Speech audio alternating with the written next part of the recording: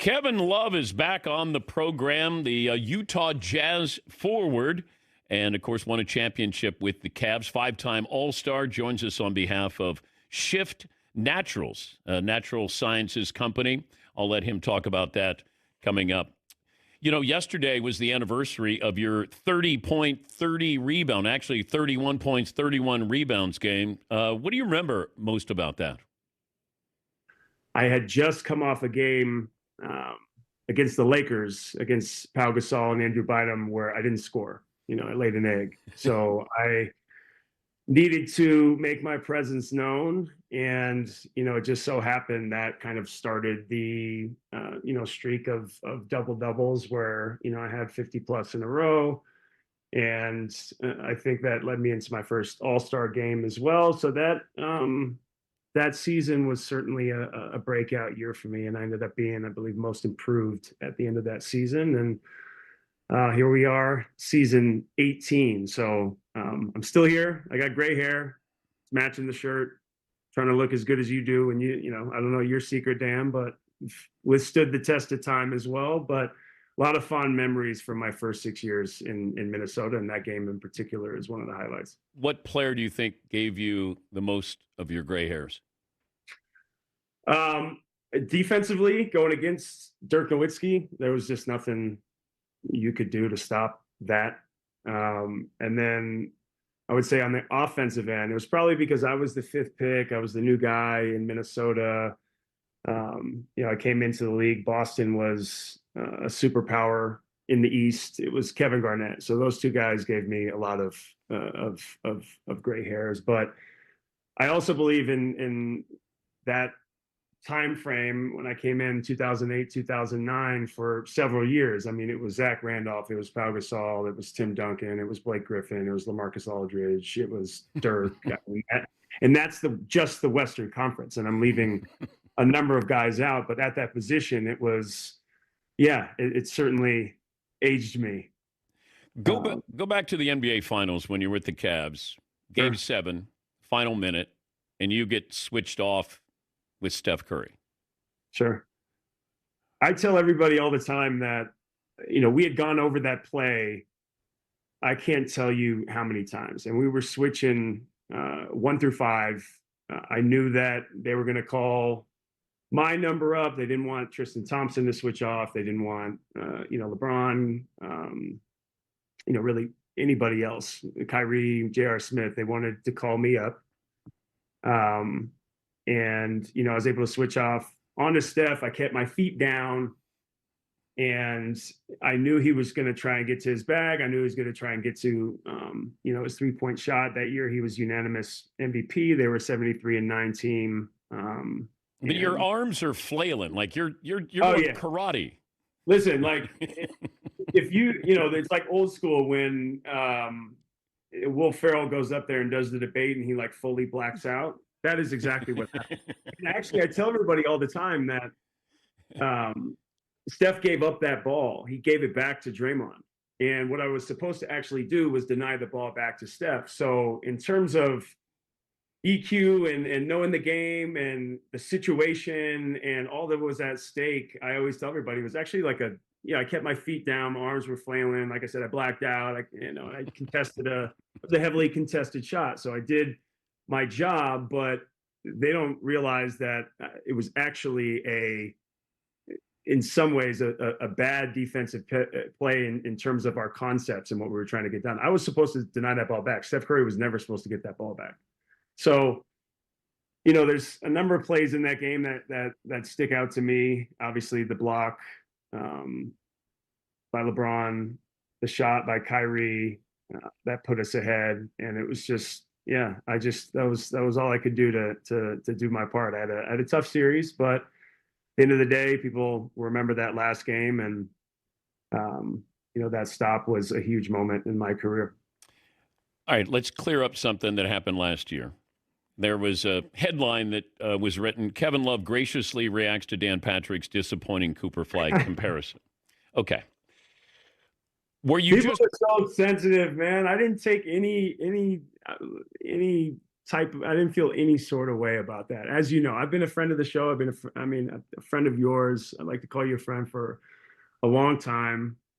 Did you But know what I was trying to say? of course, of Okay. course, that's where, like, things get taken out of context, and people, and I mean in general, people like the common fan that add so much to our game, and sports in general, they want to take that and make it something that it's not. So I didn't take any offense to that. I know that I've had a damn good career. I feel like I've left some stuff on the table, but of course, 100%. I understand what you were saying, but I've seen Cooper play in college when they played Miami. I've met with his parents a number of times. I've seen him up close. I've watched him since he's been 15 years old, and I know the Mavs are having a tough go, but it's But just a there's so small. much pressure on him. And the point, Oh, I'm yeah, blaming us, the media.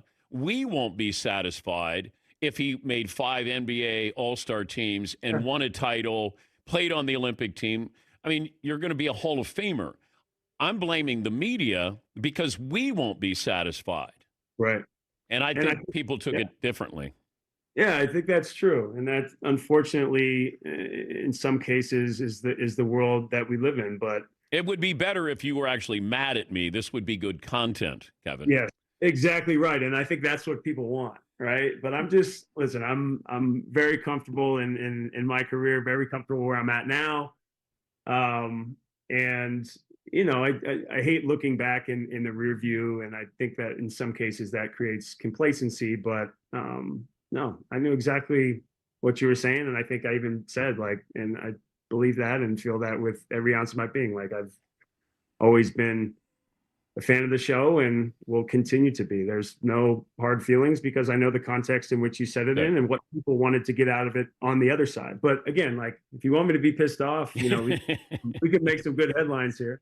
What's your favorite memory of Kobe when you played on the Olympic team with him? Oh man. Okay, so best memory with Kobe was we had finished the gold medal game. We had beat Spain. The Gasol brothers, Ricky Rubio, all those great uh, teams that they had 2008. It was kind of running it back in 2012. And so when we're thinking we're going back to the locker room, we're thinking we're doing the champagne shower, and that was I hadn't had that moment before. 2016 was really that first moment where I had felt that type of the joy of winning and winning big at that type of a level. So we're walking off, and we do the media after the game as we walk off and are headed to the locker room, and they say, "Mr. Bryan, Mr. Love, come with us." We're thinking we're doing media, and we get drug tested. And we have to. So we have um, a couple people on the staff, I forget exactly who it was, bring us champagne. And we just had to sit there. And I think we probably got about, 30-ish, maybe half an hour of just Kobe and myself talking all things just about life and kids and career. That was a very special moment for me, especially all things considered now with obviously the terrible tragedy that happened with him. But I look back with that as a very fond memory in my basketball life and journey, because he was a giant in my eyes and a lot of people's eyes. And I grew up a fan. I loved his game, loved the way that he chased it as number 8, as number 24, and he certainly holds a special place in my heart in terms of my overall basketball career and journey these last 30 years. What was it like to get yelled at by LeBron? I still get yelled at by LeBron. I'll see him when we head to for other reasons, of course. But when I first got to Cleveland, I had bad habits. Like, I look back, I had bad habits. I didn't know what it meant to sacrifice. I didn't truly have my first few years, but in my 6 years in Minnesota, like a vet to show me the way and to deal with adversity and to understand, what it meant to be a good pro and also a good teammate. So I think um, some of those moments, and him yelling at me and wanting me to be better was, I would hope because he saw something more in me, and also that I was rough around the edges. I needed to grow up in a lot of ways, but I think that took looking in the mirror and understanding that things weren't adding up as I would have liked. And I think the adjustment curve and period was tough for me that first year. I went from being a guy that was a 20 plus point scorer, 10 plus rebounds, and an all NBA guy. And I had to step and sacrifice and play on the perimeter and let a basketball you know magician and Kyrie getting downhill. I've never seen a below the rim finisher quite like him. He's so special. And then a freight train and LeBron do their thing. And, it was about spacing for us. And we ended up being a machine. We were a team that was thrived under chaos. Sure. I think that's part of what we're talking about. But, certainly those are some of my favorite memories, because I do feel like personally and professionally, I have come a long way, but it definitely added to a little bit these grays here in that silver fox. What are you doing with Shift Naturals? So I invested in the company Shift Naturals out of Bend, Oregon. I grew up, just down the street in Portland, Oregon, and it's I'm talking about longevity here, right? And really unwinding from the grind. And for me, this was an easy, thing to be a part of. It's a hemp-based beverage brand, and it's focused on that unwinding. Sparkling waters, ready to drink cocktails and gummies meant to help you relax and feel good without a hangover. And I think that motto really defines them, that unwind from the grind, and it's better for you. It's great tasting, and it's something that I implement into my everyday life. How did you, I was going to say courage. I don't know if you'd use that, but you came forward with mental health. Sure. And it's something that especially guys don't talk about. But Right. can you help me understand maybe the week leading up to that, where you actually said, I need to talk to this about this, bring this to people's attention? Yeah, well, it was All-Star of 2018, and if you can remember that time in February, there was a lot leading up to that in my personal and professional life. I'd been named an All-Star that year, but even prior in the summertime, there was, things going on within, my family and my extended family, people within arm's distance, whether I was going through it or they were going through it, or, we were estranged or not speaking or on bad terms. And then, we trade Kyrie Irving, and we still have the expectations of if not making the NBA finals, then, going and winning the NBA finals. And so our team, a lot of new faces, a lot of new parts. And we did not have a good start to the season. And I think that that was tough. I had broken my hand. I had the panic attack in November of that year against the Atlanta Hawks, and everything kind of led up to All-Star, that year. So I had the game taken away from me, and I was just, so much of the time I was able to just lean into basketball as a safe space. So that being taken away, the team didn't know what was going on. My teammates didn't know what was going on. I was afraid that I was going to be, found out. I didn't want anybody to know, because how it was going to affect my livelihood. And, those things had, there was rumblings around All-Star as well. I started getting questions about, where my head was, and, how I was really feeling. And I think people started to catch wind of it. And I mentioned Parkland, Florida, because I'm like, okay,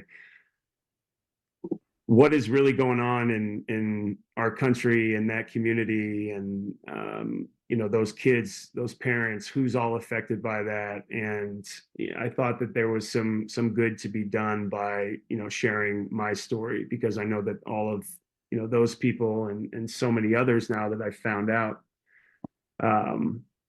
in March of that year when I pressed send on that first person article, just my idea was to just help that next person, and help that one person, and maybe you can change the trajectory of their life, and thinking of their families, their friends, their siblings, mom, dad, teachers, community, peers.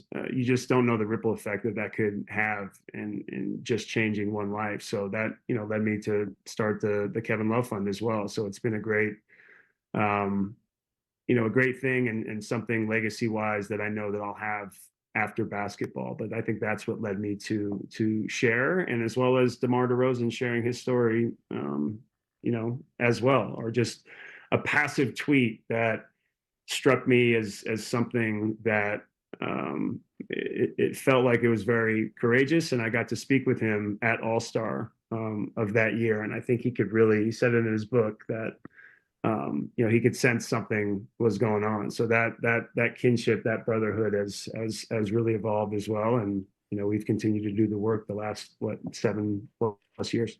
It's called Shift Naturals. You can visit enjoyshift.com for more information. Great to catch up with you.